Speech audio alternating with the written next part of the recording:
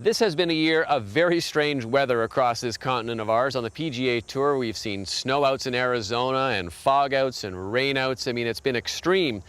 And when you come north to Canada, of course, we've had some terrible rainouts. The courses out in Calgary that were affected, the damage at Kananaskis, which may or may not ever be repaired.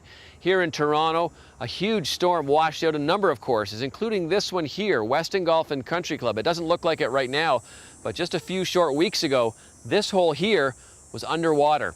Let's talk now and find out more about the extreme weather and how courses battled through it. Mother Nature is a fickle woman.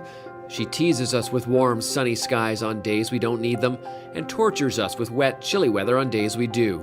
And this summer has been no different.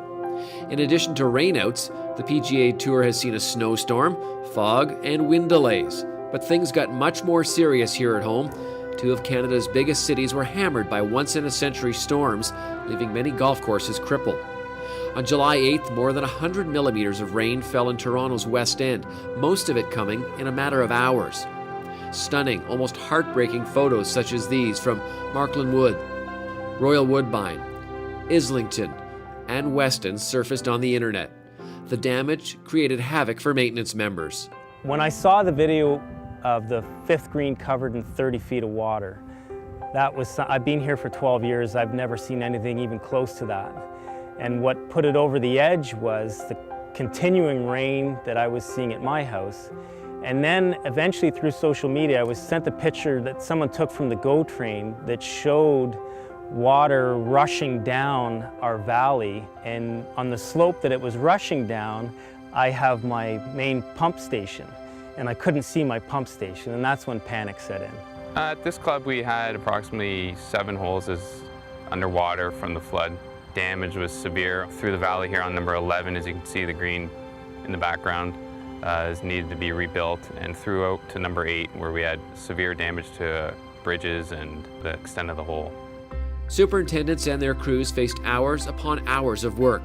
Debris needed gathering and removal, bunkers needed rebuilding, and fairways and greens needed resodding. At Islington, the picturesque 18th was essentially transformed into a river, as you can see. The finishing par 4 has returned to playable shape.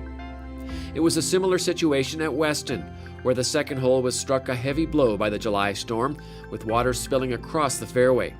It's recovered nicely since then. At one point in the storm, the fifth green was under 30 feet of water. At all of the courses affected, it was long hours of hard work, but the spirit of the staff never wavered.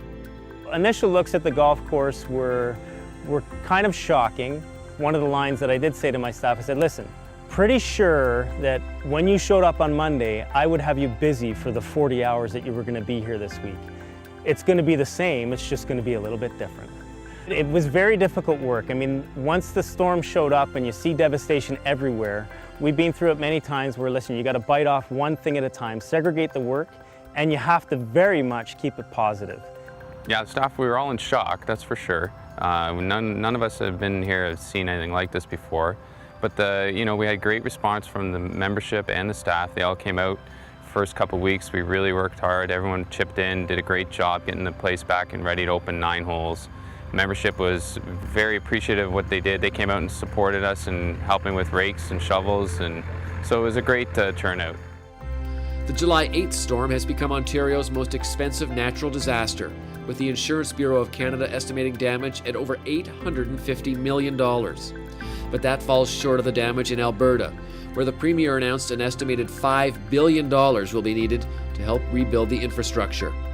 Beginning on June 19th, a massive downpour flooded rivers and creeks around Calgary, sending people fleeing from their homes, postponing the PGA Tour Canada event in town, and wiping out one of the best courses in our nation. Home to twin 18-hole layouts and mainstays on our biennial top 100 courses in Canada ranking, Kananaskis Country Golf Course was hammered by the flooding as seen in these photos. Owned by the province of Alberta, it was announced Kananaskis would be closed for repairs for the rest of the 2013 season. Government officials are now weighing whether restoring the courses is actually worth the cost. Nearby, the iconic Banff Springs made out generally unscathed, but the outpouring of support from the Canadian golf industry to this entire golf region eased the recovery. A flood came through the area, and for a few days it sort of shut things down. We were very fortunate here in the Banff Springs that we had minor flooding that happened, and it was all cleaned up within 48 hours. And we do want to thank many people across Canada in the golf industry who either had played with us or work in it, sent a lot of congratulations in getting back up, sent a lot of hope you're wells and well wishes, and we really do appreciate the camaraderie in the industry and what they shared and the care they took in calling us and contacting us about how we were doing. The industry's camaraderie stretches beyond club affiliations, and the strength of the superintendent's circle always perseveres when Mother Nature deals a blow to their area. The network of superintendents is a very tight one. You find out what's out there, you see that you have people that are in the same boat, and you have people that are willing to help no matter how.